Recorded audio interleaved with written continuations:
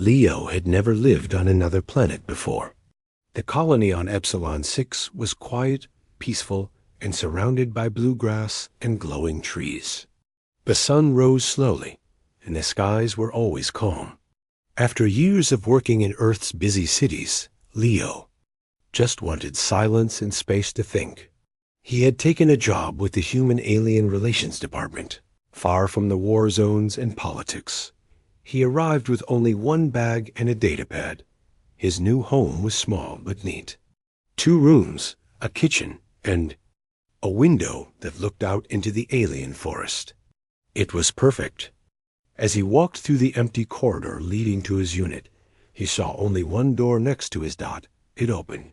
Out stepped a tall, alien woman, graceful, with silver skin that shimmered under the soft light. Her eyes were large, golden, and glowed faintly in the dim hall. She wore a long cloak and moved like a shadow, quiet, smooth, and alert. Leo froze, caught off guard. She tilted her head slightly, observing him. "You are the new one," she said in a soft but firm voice. "Yeah," Leo replied, clearing his throat. "Just moved in. I'm Leo." There was a long pause. She didn't answer. Her eyes scanned his face, then his chest, as if measuring him. Finally, she nodded once. "I am Tyla. I live here." And just like that, she stepped back inside. Closing her door behind her, Leo blinked. Well, that was weird, he mumbled to himself. The next few days were peaceful. Leo worked from his home terminal, answering communications, sending reports, and reading about local cultures. He tried not to think about his odd neighbor. She never made noise. She never visited. But sometimes Leo felt her watching through the thin wall. Then, on the 5th night, things changed. It started with the sound. A low hum, almost like a song, came from her unit. The walls vibrated softly. Lights inside her home flickered purple and white. Leo stepped closer to the shared wall, confused. He heard a voice whispering, but not in any language he knew. He tried knocking on the wall lightly. The sound stopped instantly. The lights shut off. Everything went silent. Leo stepped back. The next morning, he went outside to get supplies from the colony store. As he stepped into the hallway, he stopped cold. Tyla was standing just outside her door, staring straight at him. This time, she wore no cloak. Her arms were marked with glowing lines, patterns that hadn't been there before. Her eyes were even brighter now, and her expression unreadable. "Good morning," Leo said, trying to sound casual. She didn't respond. Instead, she walked up to him slowly, stopped just 1 foot away, and tilted her head again. "You slept well?" she asked. "Yeah, I guess. Did you have some kind of music playing last night?" She didn't blink. It was preparation. Leo frowned. Preparation for what? Tyla leaned closer, her eyes narrowing slightly. "You will know, soon." And without another word, she walked past him and disappeared into the forest trail behind the buildings. That night, Leo couldn't sleep. He sat on his bed, reading files on his datapad. Finally, curiosity got the better of him. He opened the local cultural database and typed in the name of her species, Relari. The Relari were an old race, elegant, intelligent, mostly peaceful. But Private Leo searched deeper. No clear information about their personal traditions. No record of why their skin glowed or why their eyes shifted in color. Then something caught his eye. An old report, unconfirmed, filed by another human diplomat. 10 years ago. Avoid direct interaction during the season. If selected, do not engage without clearance. Their biology changes. So do their minds. It is not courtship. It is a test. Leo sat back, confused. What season? What test? Just then, he heard something. A knock. Soft, precise. 3 taps. He turned slowly toward his door. When he opened it, She was standing there, Tyla bathed in soft blue light from the hallway. She looked into his eyes for a long moment. Then she said just one thing. It's mating season. And with that, she turned and walked back into the night. Leo didn't sleep that night. He sat on the edge of his bed, staring at the closed door, still hearing her voice in his head. It's mating season. What did that even mean? Was she joking? Testing him? Or was this some alien ritual he didn't understand? The room felt warmer now, like the air itself was changing. He picked up his datapad and tried searching again. More deeply this time. Relari culture, Relari biology, Relari mating. Most sources were vague. Even the colonial files said the Relari were secretive and difficult to study. But Leo did find a single phrase in a restricted xenobiology report. During seasonal changes, Relari females may exhibit behavior driven by instinctive bonding. Selection is based on strength, emotional response, and genetic compatibility. Leo stared at that word. Selection. The next morning, Leo opened his front door to fresh air and found something strange on his doorstep. A blue feather-like object rested on the ground, glowing faintly. It wasn't from any Earth animal, and he was sure it hadn't been there last night. He bent down and picked it up. It felt warm, almost alive. Suddenly, his comm device beeped. Unknown sender. Text only. If she placed the feather, it's already begun. You have two choices. Accept or leave. Dr. Thorne. Leo's heart raced. Who was Dr. Thorne? And how did they know? He replied instantly. Who are you? What do you mean it's begun? No reply. Just silence. Later that afternoon, Leo decided to confront her. He waited near the forest trail where she usually walked. The sky above shimmered with two suns, and strange insect-like creatures buzzed in the distance. Finally, Tyla appeared, moving silently, her cloak wrapped tightly around her. She stopped the moment she saw him. I got your gift, Leo said, holding up the feather. She stepped closer, her eyes glowing brighter than ever. It's not a gift, she replied. It's a sign. I chose you. Leo took a step back. Chose me? For what? She didn't answer right away. Instead, she walked a slow circle around him, studying him.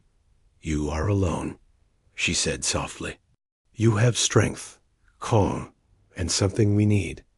Leo's breath caught in his throat. What do you need? She looked at him directly now. Your genes.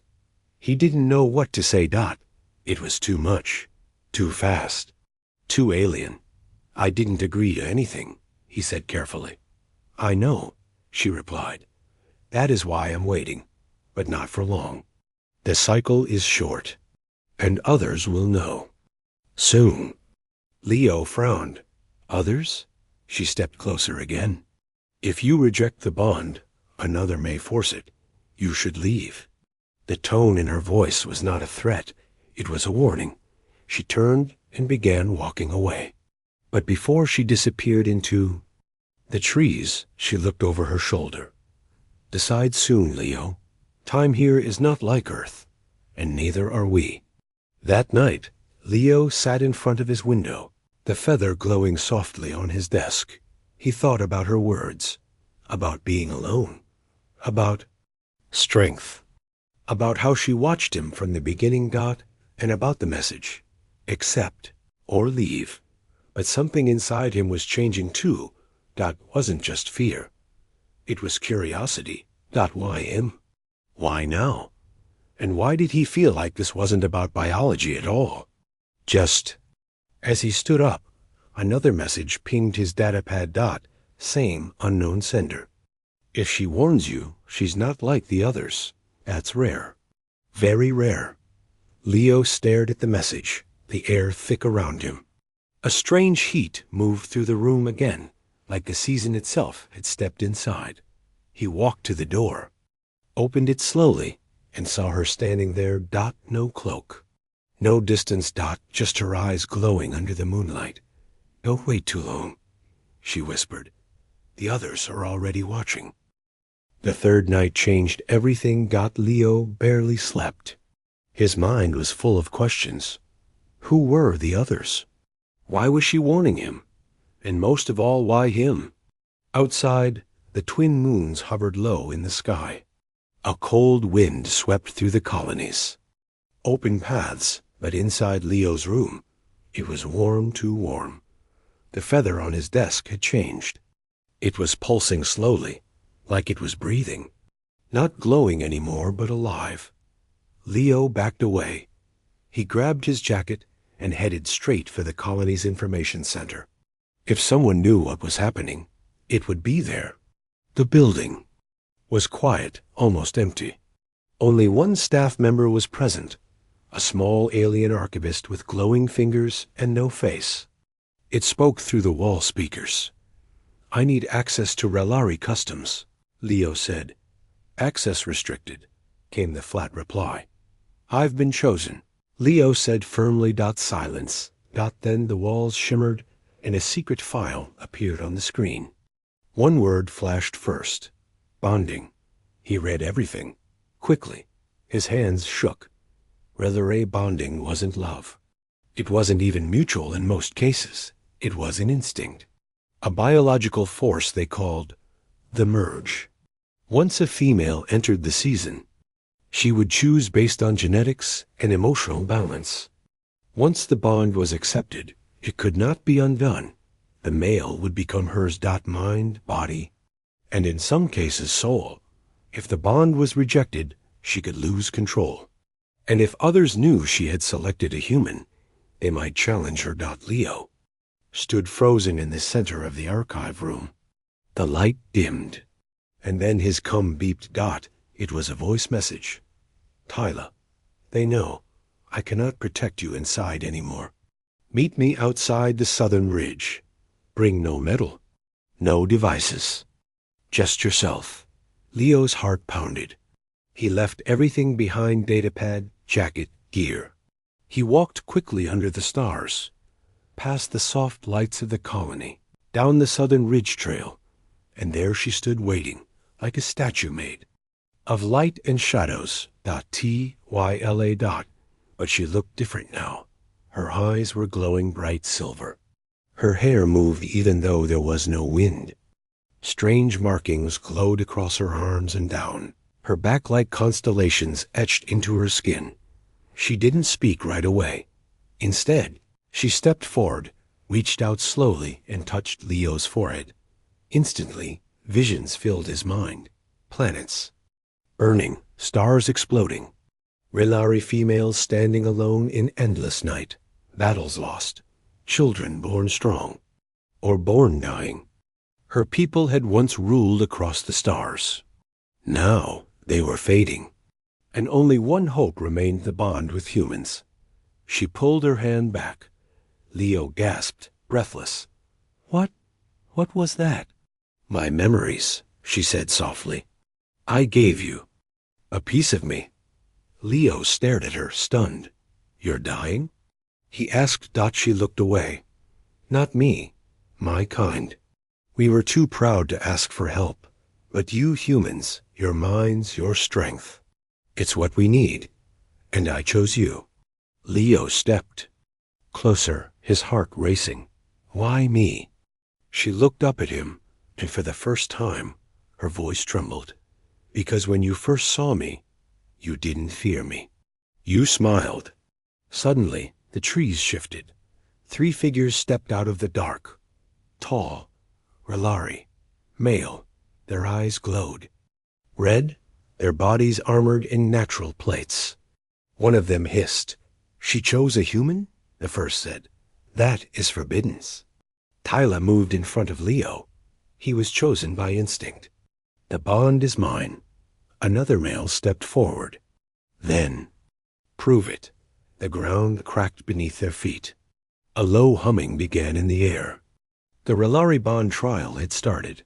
Leo looked around, confused. What are they doing? They are here to break the bond, she said. But if I hold it through the test, they must leave us. And what happens if you fail? She didn't answer. The light around them shifted.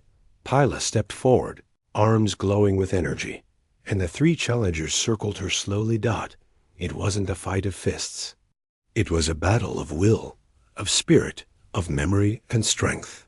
Energy clashed around them like electric storms. Leo watched in silence, amazed and horrified at once. Tyla screamed, not in pain, but in rage and power. She was protecting him. For some reason, that mattered more than everything else. And just when the storm broke, and the ground cracked beneath her feet, she looked at Leo. Their eyes met. And in that moment, he understood everything. The world stood still. The sky over Epsilon 6 flickered with unnatural light. The trees bent without wind. Energy shimmered between the Relari challengers as they surrounded Tyla. Their silver skin had turned dark with heat, and their glowing veins pulsed with aggression. But Tyla didn't fall back. She stood tall, her eyes locked onto Leo's knot. This wasn't just about strength. It wasn't even about tradition. This was about her choice, and he was that choice. The ground trembled beneath their feet as the oldest challenger lifted his arm.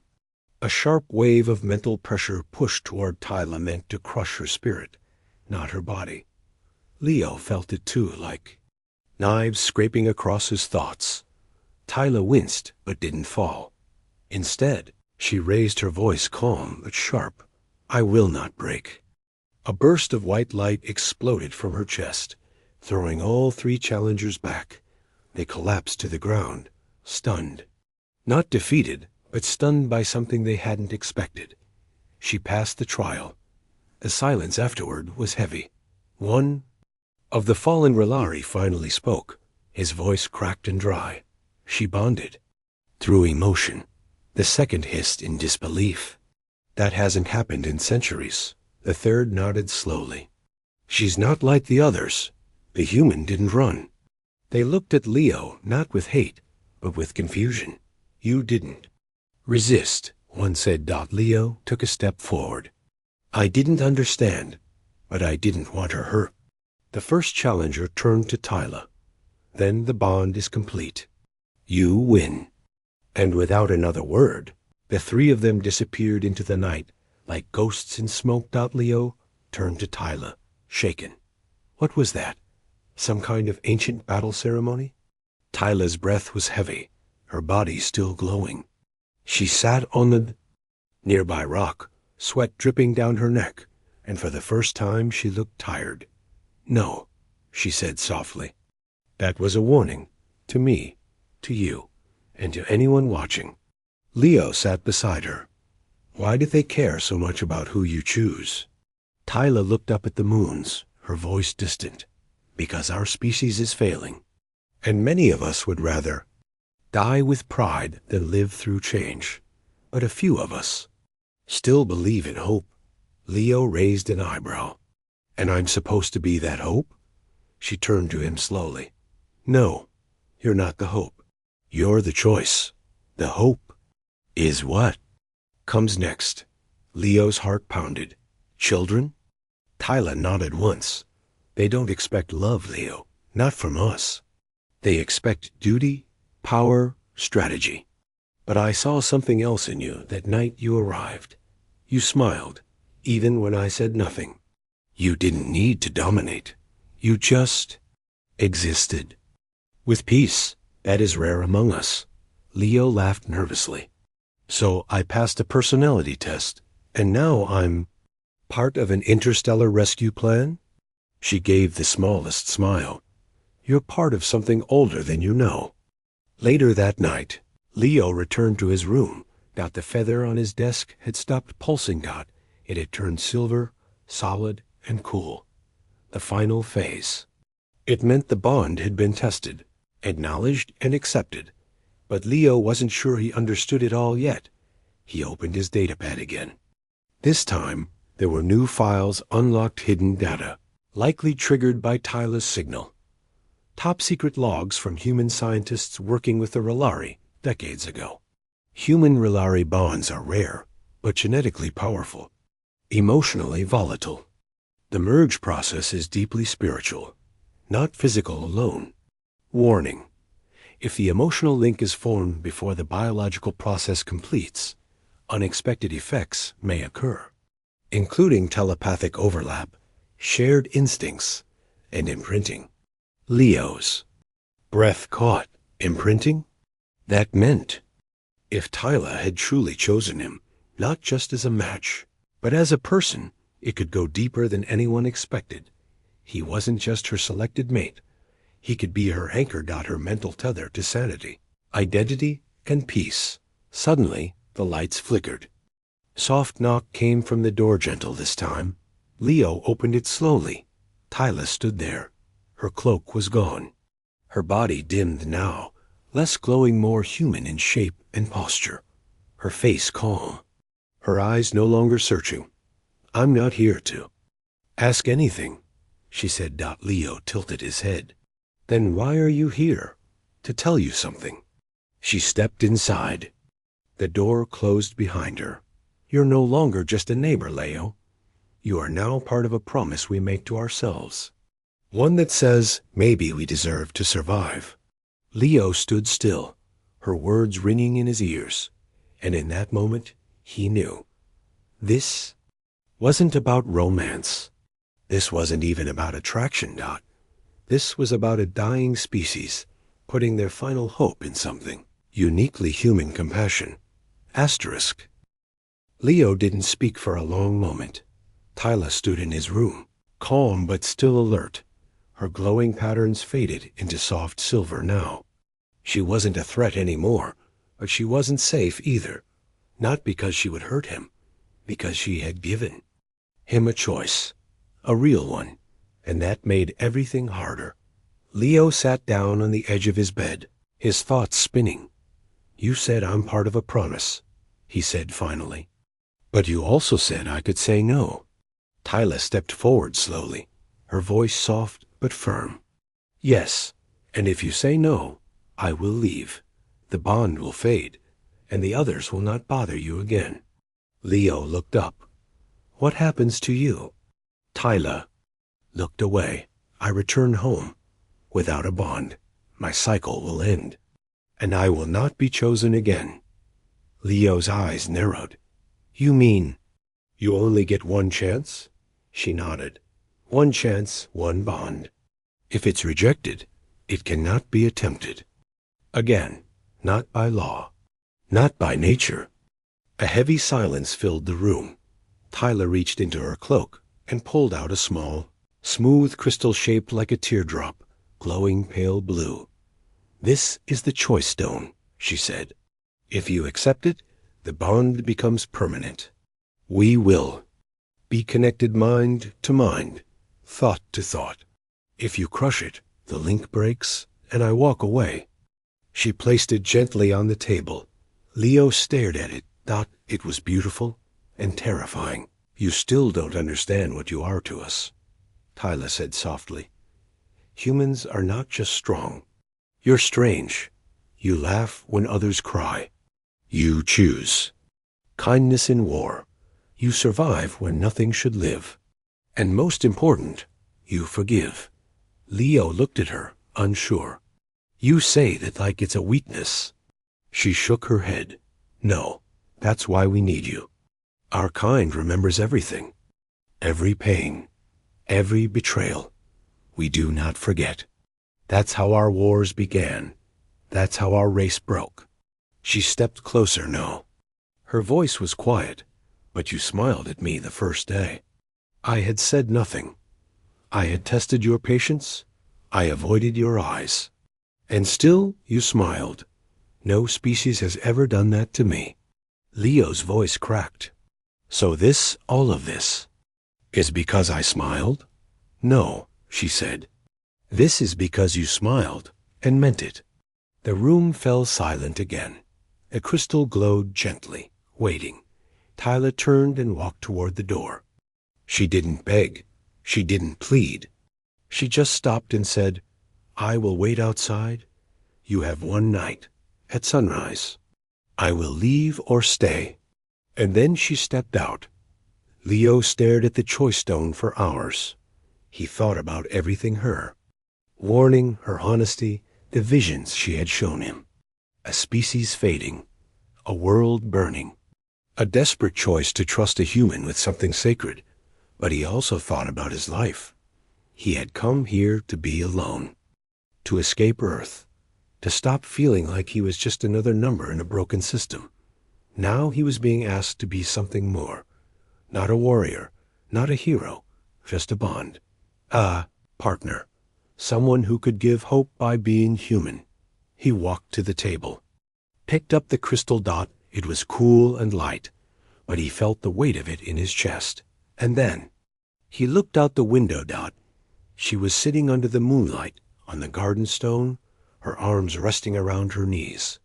She wasn't glowing now, just still, waiting. Waiting for a decision that would shape her future. Maybe the future of her people. Leo sighed. I didn't ask for this, he whispered to himself. But some part of him deep down knew. Maybe that's why it mattered. He stepped outside, the crystal in his palm, glowing faintly in the dark. Tyla looked up at him. Their eyes met. And for the first time, she looked afraid. Leo sat beside her. He opened his hand. The crystal rested there. Smiled softly, then closed his hand but didn't crush it. Instead, he whispered, let's see where this takes us. Tyla blinked once. Then slowly reached out. Her hand. She didn't take the crystal. She placed her fingers over Leo's, and the stone between them began to melt, glowing brighter than ever. Not shattered. Not broken. Merged. Asterisk.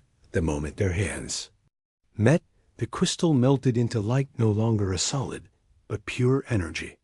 It flowed up Tyla's arm, then Leo's, like warm liquid wrapping around their veins. Neither of them moved. Neither of them spoke, but something had changed. Inside their minds, a soft hum began to rise, a shared sound, like a heartbeat between them. Tyla closed her eyes. Leo felt her emotions rush through him all at once. Her fear, her memories, her isolation. And beneath all that, hope, not just for her, but for her people. The bond had started, but it wasn't just a mating link. It was something older, deeper, and forbidden by many. In her kind, a human's presence inside. Aurelori's mind could trigger a merge effect, blending not just thoughts, but instincts, feelings, desires, dreams. It had happened before once, hundreds of years ago, and that bond had led to war. Tyla pulled her hand back, breath shaking. You accepted the merge, she said, voice almost a whisper. Leo nodded, still feeling the glow inside him. I didn't fully understand it until now, but I meant what I said. Let's see where this goes. She stared at him, her silver eyes reflecting starlight. Then you're no longer just my choice, she said. You're my anchor now. Leo raised an eyebrow. That's a lot of pressure. She gave him a rare, quiet smile. It is, but you're built for it. The next morning, the sun rose gently over Epsilon-6. The colony woke as usual, lights flickering on, drones humming, workers walking to their posts. But something in the air had shifted. A feeling, like a storm had passed, but not everyone knew. Leo stood beside Tyla near the observation platform that looked out over the forest. His thoughts still swirled, but the bond made them easier to carry. Tyla could feel his uncertainty, but also his calm. You're not afraid anymore, she said. I am, he replied. Just not of you. That made her pause. I should warn you, she said, eyes narrowing. Now that the bond is active, others will sense it, even off-world. Leo exhaled. That's what I was afraid of. She nodded. Our kind has rules, old ones, and the merge is forbidden by the elders. They see it as weakness. Leo looked out into the distance. then maybe weakness is what they need. By noon, a small transport landed near the colony, too. Relari figures stepped out taller than Tyla, wearing robes of white and gold and surrounded by energy shields. Their presence brought silence. Even the local workers stopped to stare. Tyla stepped forward, her body glowing again stronger. Than before, the lead figure spoke. "You have made a mistake, daughter." Tyla didn't blink. "I made a choice. The merge is not for outsiders. You risk everything." Leo stepped beside her. "She didn't force me. I chose this." The elder turned his eyes toward Leo. "You do not understand what you are." "Part of?" Leo stood firm. "Then explain it." The elder raised his hand. A hologram appeared between them, a history of the Rellery merge, images of destruction, of humans twisted by alien instinct, of Rellery minds overwhelmed by Earth emotion. "Species is chaos," the elder said. "Too loud, too wild, too fast. You infect our purity with unpredictability." Leo smiled slightly. "And yet, you're here, talking, watching, curious." The elder narrowed his glowing eyes. "Because if she survives the merge, it changes everything." Tyla looked at Leo. "We are surviving it," she said softly. "Together." The elder was silent for a long time. Then he nodded.